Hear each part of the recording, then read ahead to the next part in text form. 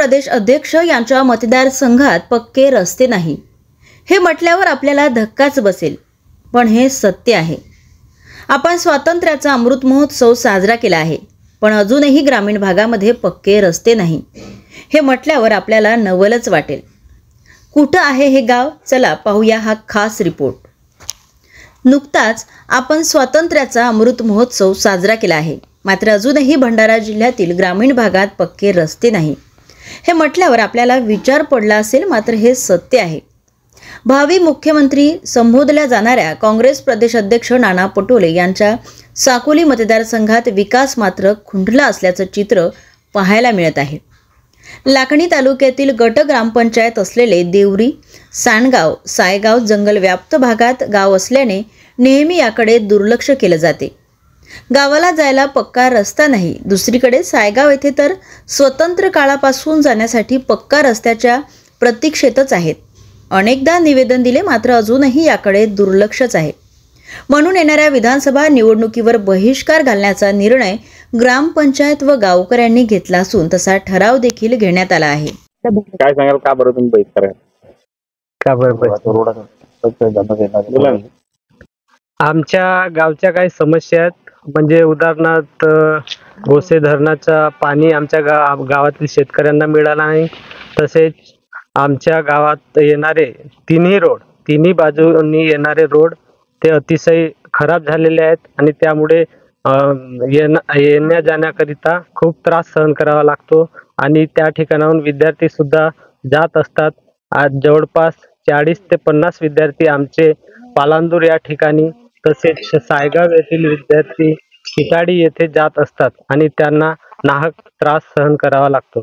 तसेच आमचा गट ग्रामपंचायत अंतर्गत सांडगाव आहे, त्या ठिकाणी स्वातंत्र्याच्या 75 वर्षानंतरही स्मशान शेड त्या ठिकाणी आम्हाला उपलब्ध झालेली नाही आणि त्या अनुषंगाने आम्ही अशा विविध मागण्यासाठी येणाऱ्या विधानसभेवर जाहीर बहिष्कार करण्यात येत आहे। एकीकडे राज्यात राजकीय चिखलफेक सुरू आहे। नेते स्वतःच्या स्वार्थापोटी या पक्षातून त्या पक्षात उड्या मारताना दिसतात, मात्र सर्वसामान्यांच्या प्रश्नांचा यांना विसर पडला असल्याचं चित्र दिसत आहे। एक नाही तर गट ग्रामपंचायत असलेले हे तिन्ही गाव विकासाच्या मुख्य प्रवाहातून कोसो दूर आहे। या गावांची परिस्थिती पाहिल्यावर आलेल्या स्वातंत्र्यपूर्वीची परिस्थिती असल्याचे दिसून येते। याच कच्च्या रस्त्यांनी गर्भवती महिला, शाळकरी मुले प्रवास करीत आहेत। दुसरीकडे एसटी बस देखील गावात पोहोचली नाही। पावसाळ्यात तर या रस्त्यांवर जाताना तारेवरची कसरत करावी लागत असते। टिबल फेरा पडते। तुमचं नाव सांगा। माझे पूर्ण नाव सौ संगीता मिलिंद वासनिक। काय सांगाल तुम्ही आशा वर्कर आहात, तुम्हाला जे गरोदर महिलांनी न्यायचं असतं कशा पद्धतीने तुम्हाला त्रास सहन करावा लागतो? बोला ना। मी आशा वर्कर आहे। आशा वर्कर म्हणून सायगाव मध्ये काम करते आणि सांडगाव मध्ये पण काम करते आणि देवरी मध्ये पण काम करते।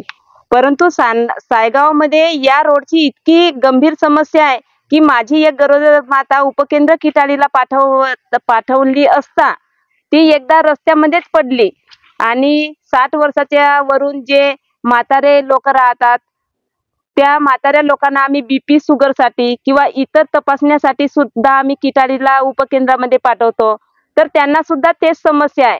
त्यांना जोडून एक पालांदूर ते किटाळी रोड सायगाव तर्फे आहे, परंतु तो 3-4 किलोमीटर म्हणजे आउट फेरा होतो, त्यामुळे त्या रोडला ते जाऊ शकत नाही।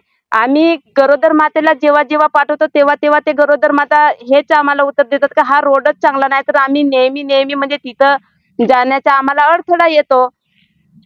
आणि वरून आमचे पूर्ण शाळकरी मुलं पण 5 ते 12व्या वर्गापर्यंत इथं किटाळीला जातात आणि किटाळीमध्ये जाऊन सणारे त्यांना सुद्धा हेच अडथळा येते। नेहमी पावसाळ्यामध्ये या रोडची एवढी गंभीरता आहे की मुलं कधी पडतात आणि कधी शायकीने सुद्धा पडतात। या रोडची जोपर्यंत सुधारणा होत नाही तोपर्यंत आम्हाला सन्माननीय एकीकडे नाना पटोले हे भावी मुख्यमंत्री व्हावे अशी कार्यकर्त्यांची इच्छा आहे, मात्र भावी मुख्यमंत्री यांच्याच मतदारसंघाचा विकास खुंटला असेल तर संपूर्ण महाराष्ट्राचा विकास कसा होणार हा खरा प्रश्न उपस्थित होत आहे.